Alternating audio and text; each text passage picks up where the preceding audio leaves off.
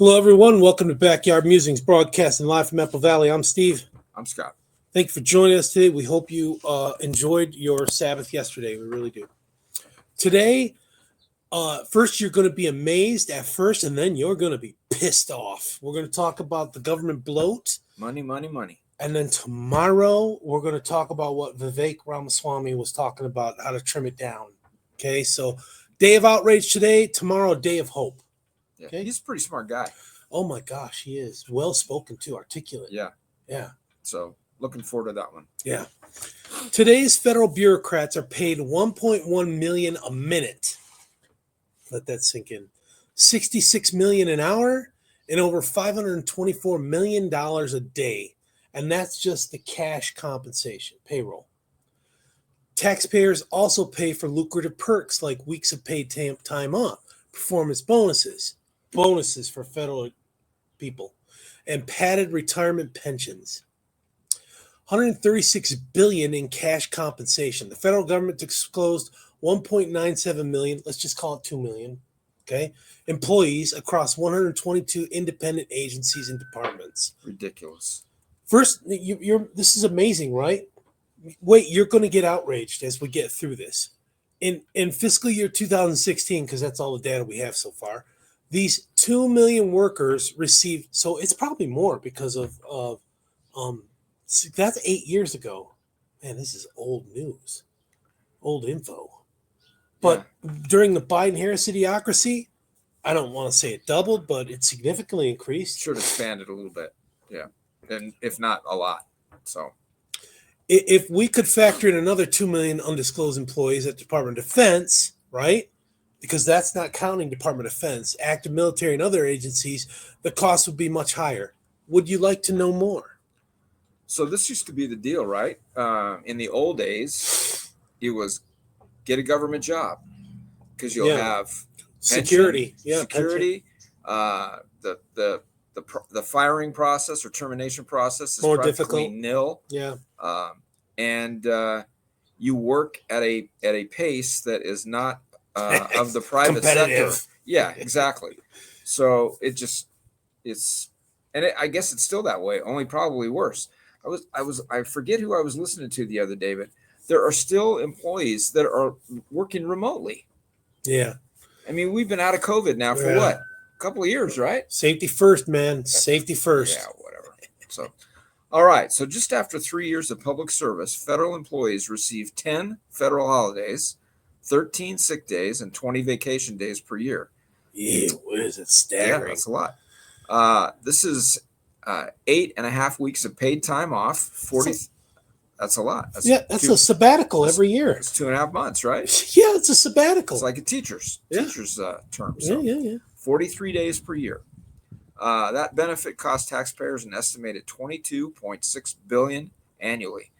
The armed forces deserve this. Yeah, I think the armed forces deserve it. I mean, what they go through, paratroopers, infantry, all that, all of them. Yeah. The federal government awarded 330,713 bonuses for $351 million in the fiscal year 2016. The government? Gee whiz. What's the deal with the bonuses? I didn't think government handed out. Honestly, I didn't think the government until I researched this. I remember when I was in the supply chain business, we were strictly told that we were not allowed to offer them any kind of gratuities like, a bottle of alcohol or a box of chocolates, tickets to the games. Couldn't do that. Any government agency, we couldn't do that. Did you have the urge to offer a box of chocolates? There were times when the company that I worked for gave out gratuities like that. Okay. Yeah. So but if they would accept them. I didn't know that you were a semantic. You were a romantic man. I didn't know that. Well, it was not just on Valentine's Day. It was all the time. So. Okay. However, the federal union agreement bars the disclosure of the $1.1 billion in performance bonuses. Of course, we don't want you to see that. So yeah. There was transparency at its greatest. So. Union working for us there, man. Yep. So who received how much? It's time to open the books on the $1 billion performance bonuses. That's understatement. Another day of outrage for that. Once we find that out, absolutely. And maybe that'll be exposed now that we got some people in there that want to do that. Yeah. The largest federal bonus last year was $141,525. That's a decent year's salary. That's a good bonus, man. That's a good year's salary for somebody. That too. Yeah. Yeah. So I'd buy that for $1. Yeah. And it didn't go to a rocket scientist or a doctor researching cancer cure. It went to Bart Farrell, a human resources manager in charge of processing payroll at the Presidio Trust. Farrell's total pay last year exceeded $300,000. Bart, sorry we called you out. This report called you out. Maybe we should have preserved your name kept it secret. Bart, maybe you're a great guy, but you're that bonus, you're getting your palms. That was back in 2016. Yeah. That's a nice little take right there. In 78 large agencies, the average employee made more than $100,000. There were 30,000 bureaucrats out earning every governor of the 50 states with salaries exceeding $190,000. How does that make sense? First, you're amazed at that, and then as you go on, you get pissed. Yeah, that's a lot of money. The number of federal employees making $200,000 or more has skyrocketed by 165% during the past 6 years.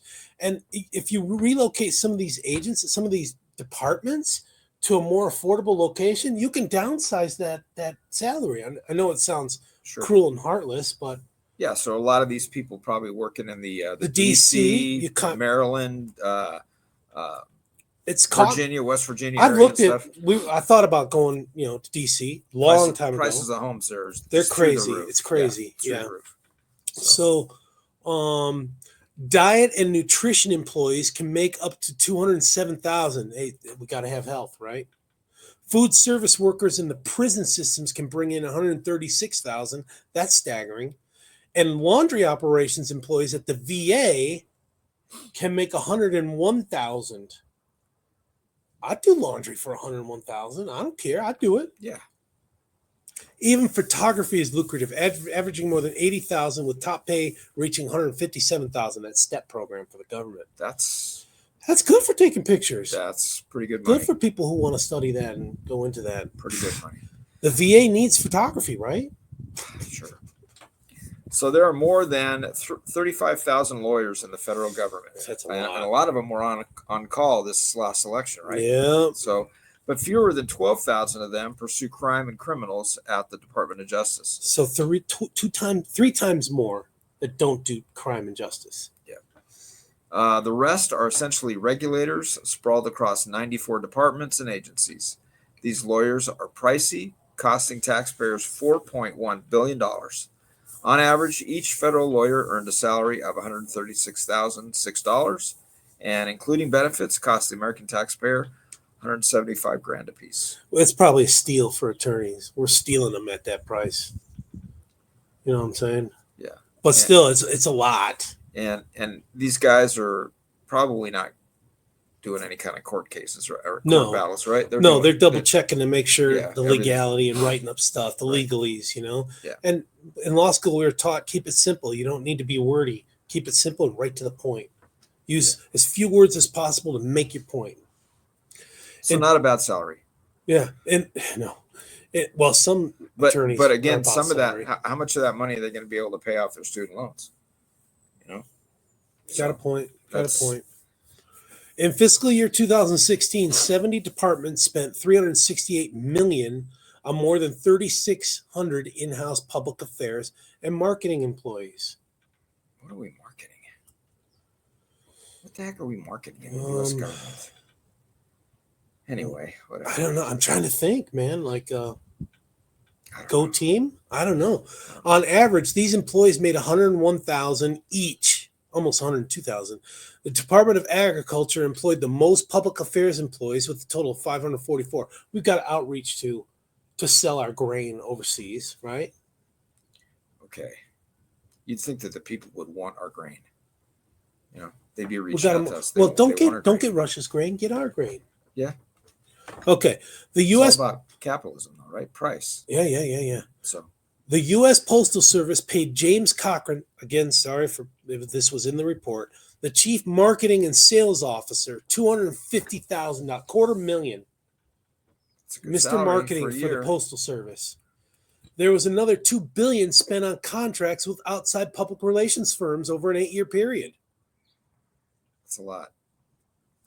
The Department of Veteran Affairs employs 1/5 of the entire disclosed federal workforce for a total payroll cost of $30 billion, which is more than the entire budget for 16 state governments. Still, sick veterans wait to see a doctor because 92% of workers on their payroll aren't doctors. Yeah, 30-day, minimum 30-day to get in to see, unless you walk into emergency. That's wrong. That's just wrong. I know. Over the past 5 years, the VA added 60,000 new positions to payroll, but less than 1 in 10 were doctors. The bloat at the VA is stunning. For example, the VA employed 171 interior designers, costing $50 million over the past 4 years. Are you kidding me? The VA facility in Palo Alto, California, employed the most interior designers, 9 in total. What in the world? Wow, 1 for each building, I guess. Yes, or 2 for each building. Palo Alto is the same facility that spent $700,000 on sculptures for blind veterans in 2016. So they can walk up and feel it, right? Come on, man. This is just waste. At about this point, you're outraged. Rightly so. You should be outraged. This is out of control, out of hand. Yeah. Your money's going to pay this. Yeah. And these people they're just not motivated. I mean, when was the last time you walked into the post office and you saw anybody dashing down the aisle to go get your mail or to come and serve you in line to mail a package or an envelope?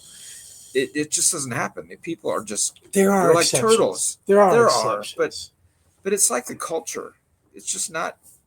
It's not designed to motivate people to work because they get paid whether they're serve 10 customers a day or 100 customers a day, and it's a mentality. There have been presidents who have tried to cut the bloat. Most notably Richard Nixon, and he paid the price because he wasn't fully committed. His people weren't fully committed to cutting that bloat, and he really did pay the price for going against the swamp. And Trump paid the price for going against the swamp too. Yeah, he did. Absolutely. So now see how we can do we've got a mandate. Tomorrow we're going to talk about DOGE, Department of Government Efficiency, and we're going to show some ideas of. I mean, he's kind of vague, and he hints at Supreme Court decisions have paved the way for us to do this, and we're going to posit our ideas at the end of the segment tomorrow of how you can do this, and it needs to be ruthless, and it needs to be immediate, and Congress needs to be involved on some parts.